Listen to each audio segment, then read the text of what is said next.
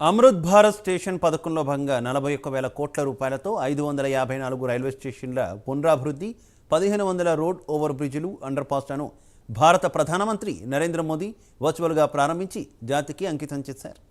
విశాఖపట్నంలోని సింహాచలం రైల్వే స్టేషన్లో ఏర్పాటు చేసిన కార్యక్రమంలో రాజ్యసభ సభ్యులు జీవీఎల్ నరసింహారావు, పశ్చిమ నియోజకవర్గ ఎమ్మెల్యే గణబాబు, రైల్వే డిఆర్ ఎం సౌరవ్ ప్రసాద్ తదితరులు పాల్గొన్నారు. ఈ సందర్భంగా జీవీఎల్ మాట్లాడుతూ ప్రపంచ దేశాలకు ధీటుగా మన దేశంలో రైల్వే స్టేషన్లను ప్రధానమంత్రి మోదీ ఆధునీకరిస్తున్నారని తెలిపారు.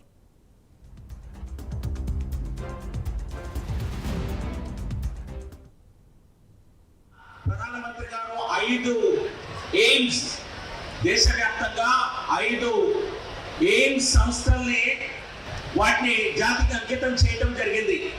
ఒక్కొక్క ఎయిమ్స్ అంటే ఒక రాష్ట్రానికి ఒక ఆరోగ్య భద్రత ఇచ్చేటువంటి ఒక సంస్థ.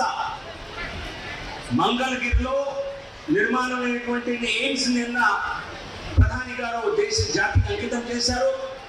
మీలో చాలా మందికి అక్కడికి వెళ్ళే అవకాశం వచ్చుండకపోవచ్చు, కానీ ఆంధ్రప్రదేశ్ రాష్ట్రంలో మంగళగిరి లాంటి ఎయిమ్స్ లాంటి కార్పొరేట్ హాస్పిటల్ కూడా ఎందుకు పనికిరాదు.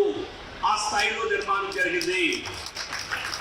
ప్రభుత్వ రంగంలో మోడీ గారు ఈరోజు 554 రైల్వే స్టేషన్స్ ని అమృత్ భారత్ అనేటువంటి పేరుతో వాటి నిర్మాణాన్ని చేపడుతున్నారు. అది కాకుండా 1,500 రైలు ఓవర్ అండ్ అండర్ బ్రిడ్జెస్, మొత్తం దాదాపుగా 41,000 కోట్ల రూపాయల రైల్వే ప్రాజెక్ట్స్ ని ఈరోజు వాటికి శంకుస్థాపన ప్రధాని నరేంద్ర మోడీ గారు